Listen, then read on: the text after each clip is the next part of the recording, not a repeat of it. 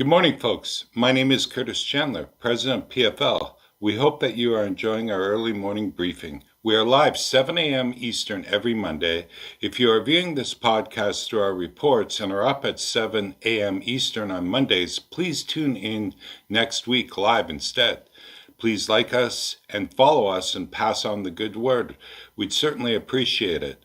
We are over 800 followers with the objective to get to 1,000 followers during Q4. Please pass on our reports to anyone that you feel could be interested in receiving them and have them sign up directly with PFL. The reports are free, and we send out a daily market report, a weekly rail report, and a monthly storage report to over 15,000 industry participants. We are sending out 4 reports today: our weekly RIN report, our biofuels report, our weekly rail report, our monthly Railcar storage report, which is our most viewed, and last but not least, our daily recap report at the end of the day. Our weekly quote this week from people that we believe are really smart and respect is from Theodore Roosevelt. Teddy once said, "There are many qualities which we need in order to gain success, but the 3 above all, for the lack of which no brilliancy and no genius can atone themselves to, are courage, honesty, and common sense." We really like this one, folks. We hope that your week is full of courage, honesty, and of course, common sense is always good to have. The U.S. Labor Department stated on Thursday of last week that U.S. workers filed an additional 751,000 initial jobless claims. The numbers of first-time followers for unemployment benefits were higher than expected and were estimated to come in at approximately 741,000. This was the 3rd straight week that claims were below 800,000, and the 4th week moving average fell to 787,000 jobless claims. The Bureau of Labor Statistics reported on November 6 a preliminary 638,000 net jobs were added in October of 2020.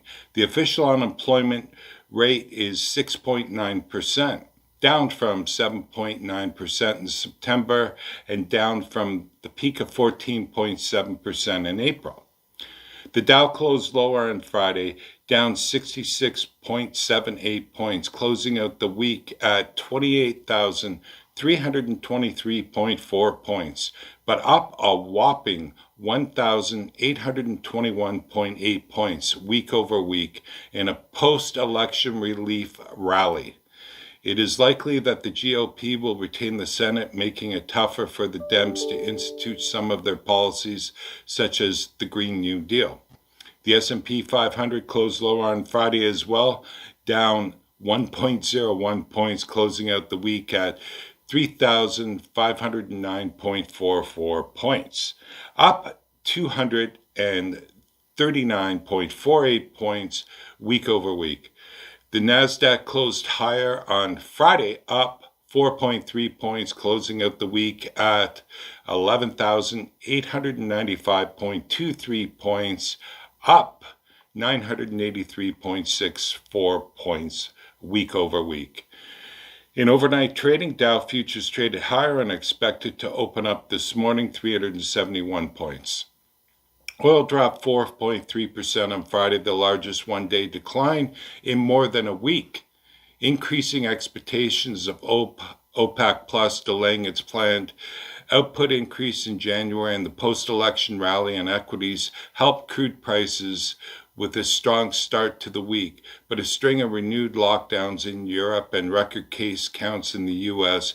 kept an upward price momentum in check. WTI for December delivery fell $1.65 on Friday of last week and ended up this session at $37.14, up 3.8% week over week. U.S. crude inventories decreased by 8 million barrels last week and now stand at 484 million barrels, according to the EEI. Crude oil inventories remain above the 5-year average for this time of year when demand tends to be weaker. Refinery utilization was up 4.7%, Refineries processed 13.6 million barrels a day of crude last week, up to 75.3% of capacity. U.S. gasoline inventories increased by 1.5 million barrels last week and now stand at 257.624 million barrels. Gasoline production averaged 9.1 million barrels per day last week, slightly down from the previous week. U.S. distillate inventories were down by 1.6 million barrels and now stand at 154,625,000 barrels.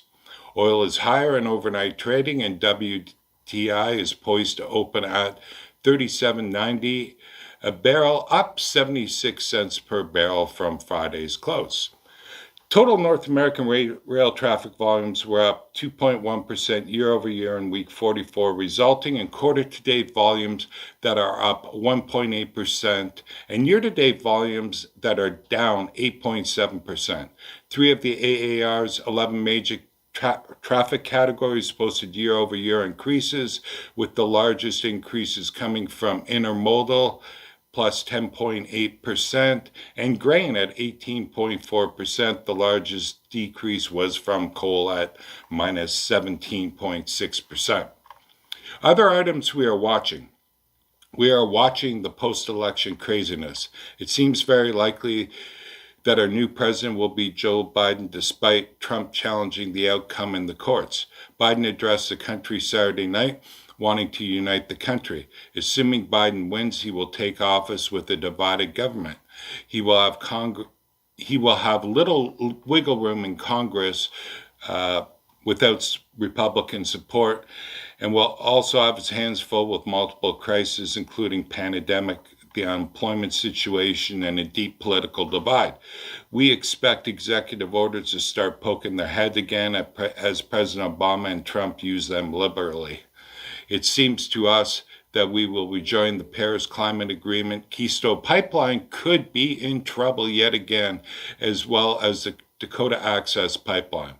This could be a possible tailwind for crude by rail, as shippers will have to find alternative ways to get their crude oil to market.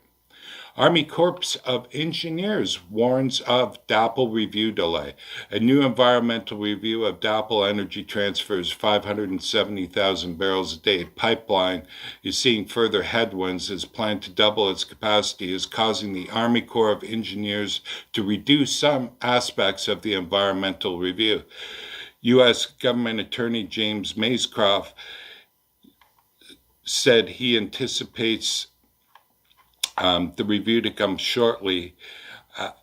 It was appealed by Energy Transfer and is in front of the courts right now, so we'll wait on that outcome. Royal Dutch Shell said on Thursday of last week that it is closing its refinery in Covenant, Louisiana, the first U.S. Gulf Coast refinery to be closed since the pandemic and worldwide demand destruction. The shutdown will occur this month after Shell failed to find a buyer. The Shell closure follows a string of refineries that either announced their closure, planning on it, or have done it, included Philadelphia Energy Solutions' 335,000 barrel a day facility, 130,000 barrel a day facility in Newfoundland was closed. Marathon has shut two refineries with total capacity of 190,000 barrels a day. Phillips 66 shut in a California plant, and a small Wyoming refinery is converting it into renewable diesel. Get ready at some point to pay more for fuel at the pump as capacity continues to dwindle. North American rig count is up 4 rigs week over week. The U.S. gained 4 rigs week over week with 300 active rigs. Canada's rig count was flat week over week. Canada's overall rig count is 86 active rigs this year, and we are down 628 rigs collectively. A bunch of economic indicators that we're looking at include railcars in storage. Continues to decline. As of November 1st, the total number of cars in storage continue its downtrend to 439,000, representing a decline of 12,224 cars month over month. See PFL storage report for further details. U.S. housing starts in September were adjusted at an annual rate of 1.42 million, up 1.9% over August. 2020 we're up 11.1%. The most since June of 2007. Well, that's all, folks. We hope you enjoy this week's podcast and you have a great, safe week, and we'll see you next Monday. PFL has been extremely active in storage and all rail-related activities. Make sure to check out our just posted reports at pflpetroleum.com or call PFL troubleshoot any problems or concerns you may have at 239-390-2885. Thank you.